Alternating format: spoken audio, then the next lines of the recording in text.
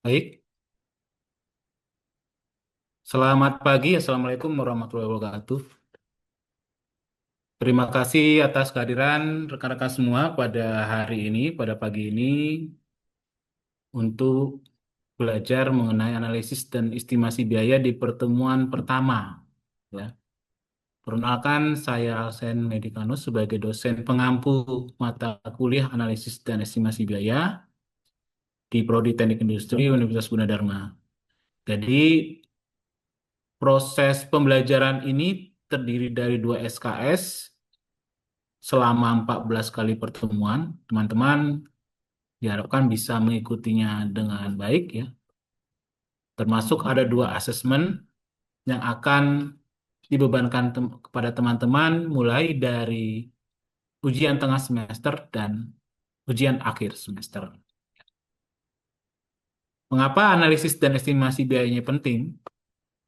Sebagai pokok utama ada tiga menjadi gambaran utama dalam memahami biaya, mengukur nilai, dan mengambil keputusan terbaik. Ini harus teman-teman pahami dengan tepat ya di sini.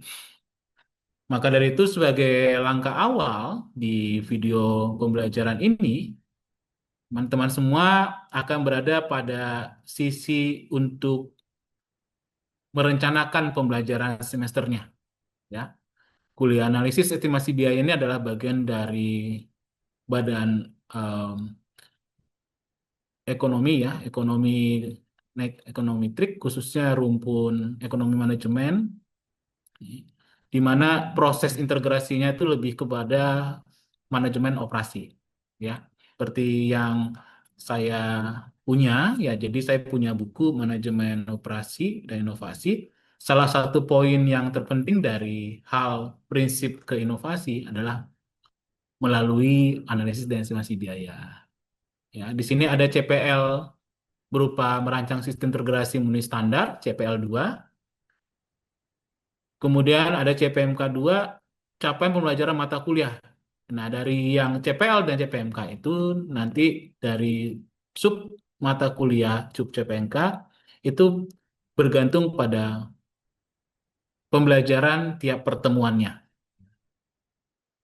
Jadi ada kemampuan teknis ya, di mana semua proses ini akan berada pada sisi biaya manufaktur ya. Hari ini adalah pengertian tujuan dan ruang lingkup, prinsipnya keakuntansi biaya produksi. Kemudian nanti ada pertemuan kedua proses akuntansi dan proses perhitungan biaya secara luas ya ke arah manufaktur. Biasanya pada pertemuan keempat sampai pertemuan ke-9. Dan beberapa sampel kasus itu akan berada pada pertemuan 10 dan presentasi dari tugasnya nanti pada pertemuan 13 dan 14 ya. Ada syaratnya nih teman-teman ya. Harus bisa mengikuti ini dengan baik ya, pasti kalian telah mengikuti statistika industri dan pengantar ya ilmu ekonomi.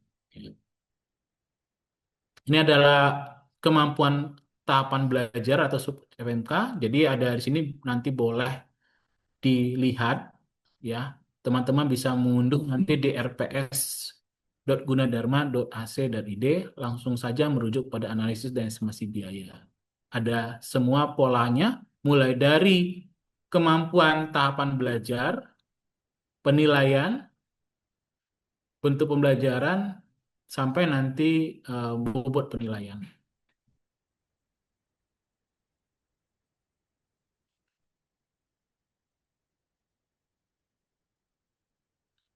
Untuk rubrik penilaian biasanya dibebankan pada capaian pembelajaran mata kuliah. Ini polanya ada 5, mulai dari skor lebih besar 80, dikatakan sangat baik, 70 sampai 80 adalah baik, dan cukup 60 sampai 70, kurang 50 sampai 60, dan sangat kurang kurang dari 50. Ini teman-teman harus menguasai teknis ini ya, di mana semuanya ini akan berpijak kepada bagian materi-materi dari prinsip analisis biaya. Oke, di sini apa tujuannya? Ini tujuannya. Tujuannya apa di sini ya? Kita bukan tujuannya mengikuti teman-teman ekonomi ya, menghitung secara kalkulasi secara nyata ya. Tapi kita tujuannya sini adalah perancangan ya, pengambilan keputusan. Bahkan dalam proses pemeliharaan dan perawatan itu juga ada proses biaya untuk mengganti dan melibatkan orang ataupun manufaktur untuk membebankan biaya termasuk jasa di sini. Kita hitung semuanya di sini. Itu tujuannya. Nah, kenapa tadi di awal ada pengambilan keputusan? Jadi kalau pengambilan keputusan ini berada di sisi strategis dari mulai alternatif yang layak sampai melakukan analisa pembandingan. Ya. Dalam hal ini sudut pandangnya adalah sudut pandang seorang ekonom. Berlakunya di mana nih? Ya, mengapa ada proses melihat masa lalu ada akuntan, kemudian masa depan adalah ekonomi teknik. Nah, kita berada sisi manajer teknik. Ada yang bisa kasih sanggahan? Silakan. Mengapa sudut pandang ahli ekonomi teknik ini berada pada akuntan, ekonomi teknik masa depan, tapi diperhitungkan bahwa ada harus manajer teknik. Ya, dari rekan-rekan ada yang bisa memberikan gambaran ulasan dari sini?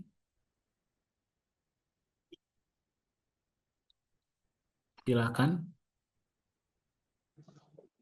Saya coba mungkin izin jawab ya Pak. Eh, Mungkin karena akuntan itu menyusun laporan keuangan berdasarkan transaksi yang telah terjadi, sehingga informasinya itu dihasilkan atau bersifat historis. Jadi berdasarkan data yang sudah ada gitu Pak. Ya, industri pasti secara nyata historical itu menjadi penting. Bahkan ada beberapa manufaktur, intuisi dan histori yang majemuk ya, tanpa perhitungan itu menjadi poin penting ya. Ya, makanya teman-teman diajarkan hal ini itu supaya mengelompokkan biaya dan fungsinya tadi. Jadi bisa kita lihat nanti dampaknya ke hilirisasi yang sekarang lagi memang harus digalakkan hilirisasi ya. Itu adalah benar. Jadi tambahkan dampak. Jadi manajer teknik ini akan berdampak kepada si seorang ekonom dan nanti seorang engineer ya di bagian plannernya untuk ekonomi teknik masa depan. Ini poin penting yang harus kalian kuasai. Ya, setelah itu baru masuk nanti investasi. Ya, Surahman mengatakan bahwa investasi itu ada dua yang paling dominan faktor. Waktu, resiko. Studi kelayakan usaha, mengapa perlu investasi diuji? Karena peluang resikonya tinggi. Ya, makanya industri itu tidak akan bisa berbanding terbalik ya, tapi harus berbanding lurus dengan tindakan produksinya. Nanti ada pengembalian yang dilakukan, ya. Hal-hal ini akan menjadi nilai tambah bagi semua kegiatan. Nggak akan ada penurunan ini dan itu. Nah, makanya investasi ini menurut Surahman ya itu sangat perlu dibebankan waktu risiko. Kenapa? Nanti ada pengembalian. Ya, makanya proses pengembalian itu berubah pada proses pengambilan keputusan. Bisa dipahami ya, teman-teman. Jadi kalau keputusan itu muncul karena ada janji yang harus ditepati. Proses itu tidak terbatas ya, tapi waktu akan terbatas. Nah, ini makanya jangan dibebankan bahwa kalau investor memberikan investasinya, itu perusahaan akan mapan. Tidak, ya. Produktivitasnya menentukan kemapanannya, ya. Nilai hasilnya bahkan dia mampu bisa go public itu menentukan tingkat valuabilitasnya manufaktur itu, ya. Nah, makanya dalam ilmu ekonomi teknik, si analisis biaya ini, ya, pada prinsipnya adalah prinsip untuk pengembalian, ya, atas tindakan investasi. Jadi penentuan pengembalian atas dasar investasi itu berada sisi ekonomi teknik, ya. Ya, posisi kita estimasi biaya seperti itu, Pak. Posisi apa? Sisi estimasi biaya adalah sisi operasional. Jadi profit atau loss itu berada sisi operasional. Investasi pada sisi puncak untuk menentukan balance sheet-nya. Ya, jadi kalau misalnya kalian bekerja di manufaktur, jangan sekali-sekali report, annual report itu kasihnya angka ke owner. Ya, tapi capaiannya, grafiknya, ya, anak perusahaannya tambah berapa gitu dikasih. Ya, jadi tidak boleh. Ya. Nah, ini hal-hal ini berada pada metriknya si ekonomi teknik. Makanya di pertemuan pertama ini, kenapa biaya menjadi pokok utama yang harus kalian kuasai?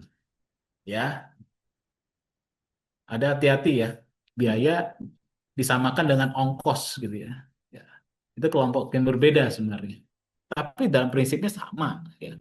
Makanya kalau biaya ini yang kita punya, struktur biaya manufaktur. Jelas ya ini ya. Dari bahan langsung, tenaga kerja langsung, bahan tak langsung, tenaga kerja tak langsung, lain-lain. Lain-lain termasuk gini nih. Saya kurang sehat nih, beli Panadol ah. Nah, itu lain-lain. Saya pengen ke toilet, tapi bayar. Itu lain-lain. Ada Pak Ogah nih, tapi nggak mau 200 perak ya. Karena nggak laku lagi, 1.000. Biaya parkir, itu lain-lain.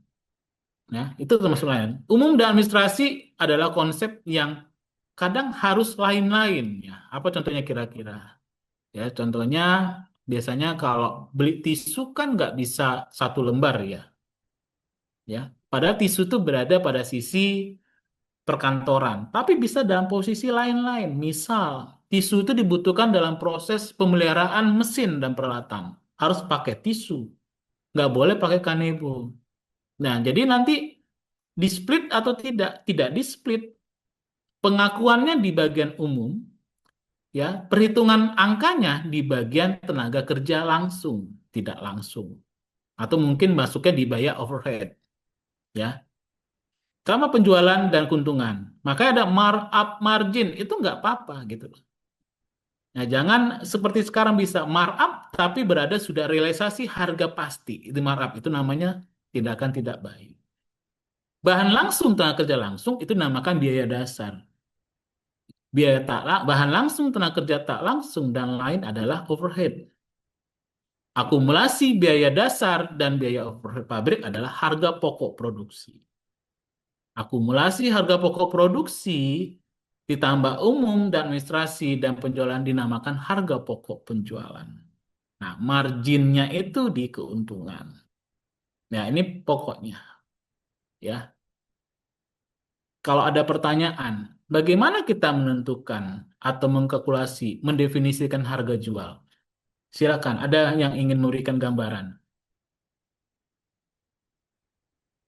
Silakan, ada yang memberikan gambaran.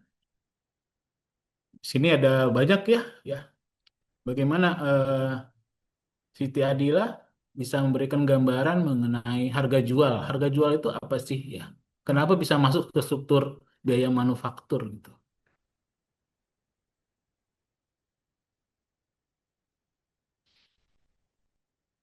Silakan. Atau Safina boleh?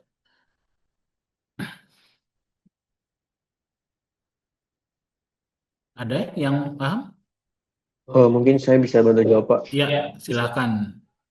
Jadi kalau harga jual itu adalah total biaya produk yang telah dijual kepada pelanggan. Nah, Total biaya produk, nah itu kuncinya. Total biaya produk, benar ya. Nah, kalau total biaya produk, itu boleh nggak kita tambah markup-nya? Atau hasil dari markup? Gimana kira-kira, Jo? Paham ya markup itu, jadi kita nambahkan untuk untung gitu loh. Ya, boleh nggak itu kita tambahkan, ada realisasi jual, kita tambahkan lagi gitu. Ada yang bisa nanggapi? Boleh atau tidak? Ya, ada katanya depresiasi. Ya, nah ini kata menggantung ya. Boleh tidaknya tergantung dari skala ya. Kalau belinya satu-satuan, ya nggak boleh. Kalau beli per lot, boleh. Ya, sekarang makanya kenapa ada bebas ongkir? Dari mana dia dapat bebasnya? Dari harga pokok penjualan kah atau harga jual? Ya, banyaknya harga yang dijual gitu. Banyaknya produk yang dijual dengan harga yang sama. Jadi ada namanya tren Kalau 10 sekarang kita beli itu harganya A, tapi kalau 10 beda berapa menit itu harganya B. Contohnya telur ayam. Telur ayam itu bisa berubah tiap 5 menit loh teman-teman. Boleh. Ya, kalau mau belajar struktur manufaktur, belajar ke proses telur ayam. Ya, jadi kalau tempat saya ya Kabupaten Bogor ini jadi miris ya. Jadi katanya kalau misalnya telur ayam itu bisa menentukan keberhasilan produk akhir berbahan baku telur, makanan dan minuman ya.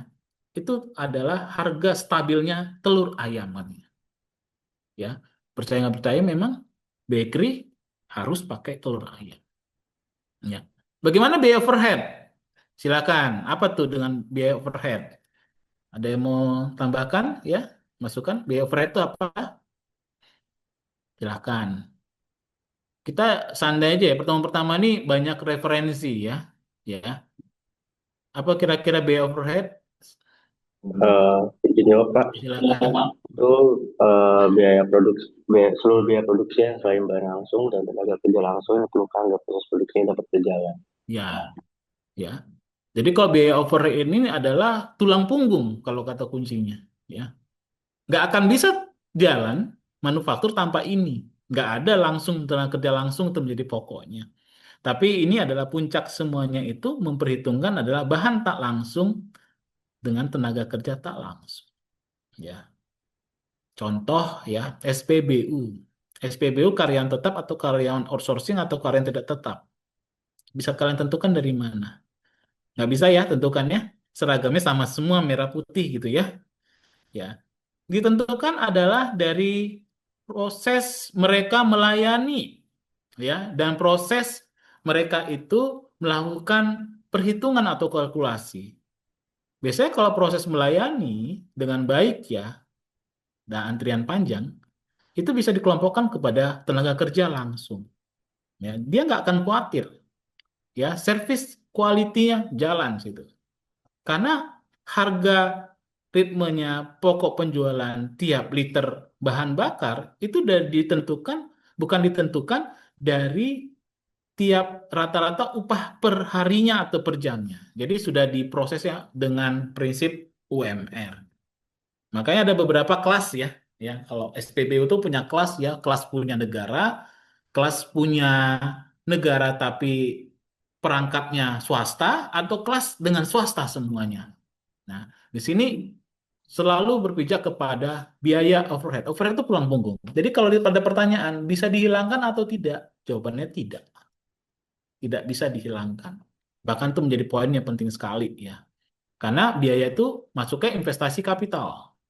Hitung, kontrol, pengendalian, penunjang ya. Jadi kalau mesin diperbaiki itu dengan dana saya aja budget saya nggak boleh ya. Ya. Nanti kalian di manufaktur jangan sekali-sekali menggunakan uang sendiri meskipun sekecil apapun untuk melihat bahwa kalian ini kerja ya. Saya harus mendukung perusahaan, saya cinta perusahaan, mesinnya error nih harus beli tisu misalnya. Beli baut skrup kurang, uang sendiri itu salah ya. Karena semuanya itu ada investasi namanya investasi kapital ya. Bahkan kalau kalian duduk kemudian jatuh akibat bangku tersebut tidak sesuai dengan peruntukannya, sudah harus diganti, itu harus menuntut kepada pihak perusahaan karena udah masuk investasi kapital. Salah satunya fasilitas tanah, gedung segala macam. Ya, makanya fixed capital investment itu salah satu income atau revenue modal kerja yang tertinggi.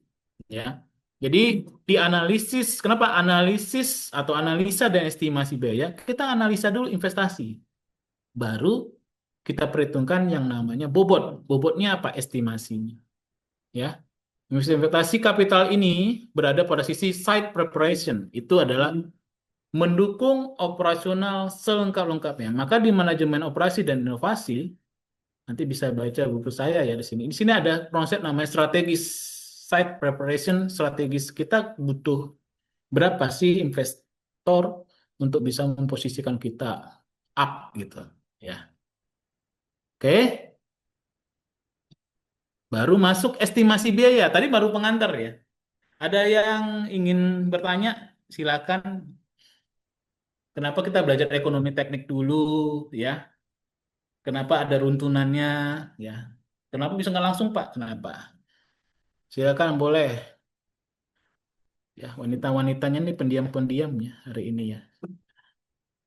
Mungkin sudah banyak tugasnya ya. Nah, kita tadi masuk analisis ya. Nah, sekarang estimasi si berlaku ekonomi, si berlaku operasional. Bisa dipahami ya? Apa yang tadi pertama? Analisa itu sebagai apa? Berlaku sebagai apa? Analisis ya, ya. Lalu estimasi sebagai operasional. Ya.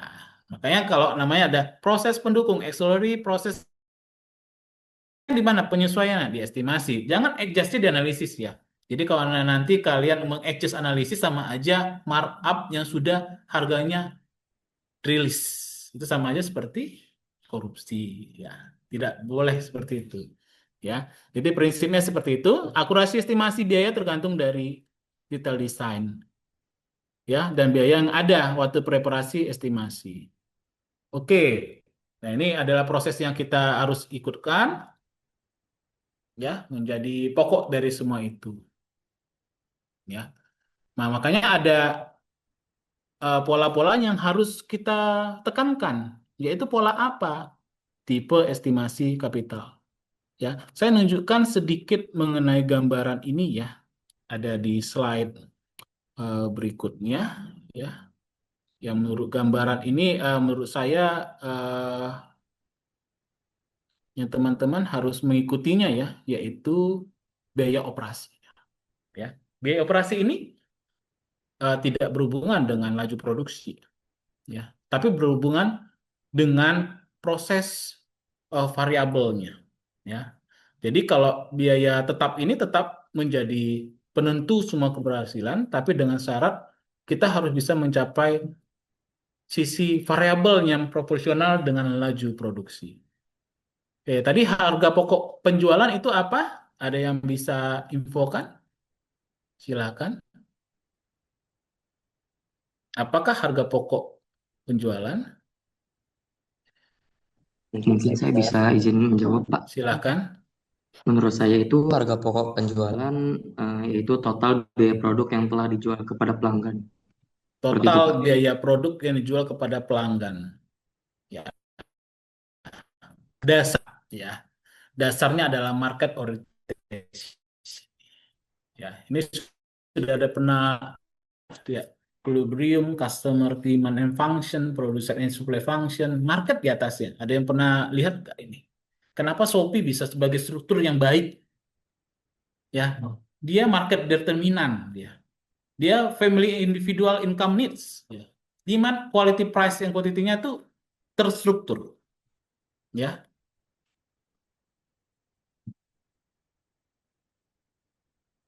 jadi determinan produknya itu dia terstruktur.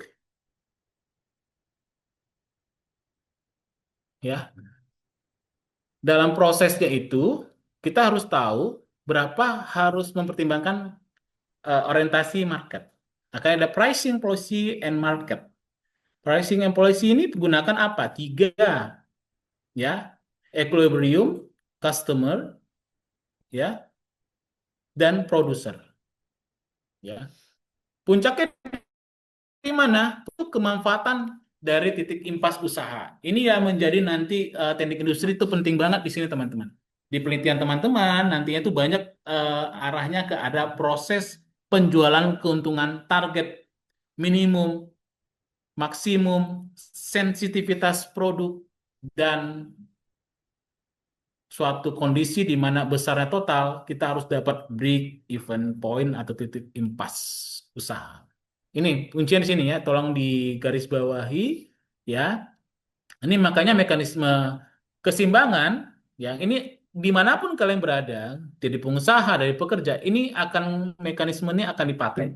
Sumbu Y-nya di price, sumbu X-nya di quantity, ada equilibrium antara supply dan demand. Tidak boleh lebih, tidak boleh kurang, maka kita akan mengukur pada safety stock ya. Di sini akan masuk mekanisme pasar ya.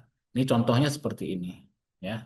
Jadi kalau nanti kalian di manufaktur bermaksud menyeimbangkan produk, maka harus paham berapakah jumlah produk minimum yang harus dibuat agar penjualan tidak rugi. Ini harus dipahami, gitu. Ya, gitu. Ya, itu dia. Contoh studi kasus ya. Ini yang selalu hadapi. Mesin mana yang sebaiknya dipilih? Kira-kira mesin yang mana? Cara menentukannya gimana? Silakan. Siapa yang bisa kasih gambaran studi kasus ini? Ya. Dia permintaannya meningkat 30%, dua alternatif mesin. Ya. Secara garis besar ada kualifikasi harga dan pembentuknya. Mesin A dan mesin B. Mana yang lebih murah? Kira-kira mesinnya. Yang mana? Menurut saya mesin B, Juta. Pak. Ya. Tapi berapa umur ekonomisnya? Nah, kembali ke situ. Berapa? 5 tahun. Yang mesin B berapa? 850 juta. Umur ekonomisnya berapa? 10 juta. Ada lagi yang menjadi nilai tambah value editnya. Biaya perawatan per tahun. Mana yang paling mahal? Mesin A. Ya. Kapasitasnya lagi, lihat lagi produksinya. Mana yang lebih tinggi? Mesin B. Ya. Nilai residunya atau sisa bahan atau nanti menjadi nilai barang second, ya gitu ya. Mana yang lebih rendah? Mesin A. Di manakah yang harus kalian pilih? Udah bisa jawab belum? Mesin B. Kalau secara nyata memang kalau kita punya uangnya langsung mesin B ya, langsung ya. Ya, tapi kalau kita sebagai analis ya, estimator nggak boleh langsung ya. Lihat tuh ada yang tadi tuh tanda panah. Pesan utama, keputusan investasi terbaik bukan ditentukan harga pembelian yang paling murah, tapi oleh nilai ekonomis total yang dihasilkan selama umur aset. Ya, lagi-lagi harus kita owner itu kita ajak ngobrol. Ya, nah makanya simpulan kita ya dalam pertemuan ini adalah kalau sudah bicara tentang teknik industri adalah berbicara eh, mengenai tingkat keakuratan ya, tingkat akuratan dan juga tingkat valuabilitas ya. Makanya ini menjadi poin yang penting ya, menjadi poin kunci ya tadi supaya kita tuh berada pada sisi yang harus baik-baik saja, bukan menjadi pengguna saja, jadi sebagai kreatif ya, pengguna kreatif. Oke, mungkin itu aja dari saya pertemuan hari ini. Ya, demikian dapat disampaikan. Semoga berkesan dan sampai jumpa di pertemuan kedua minggu depan. Terima kasih, salam sehat selalu. Selamat siang. Wassalamualaikum warahmatullahi wabarakatuh.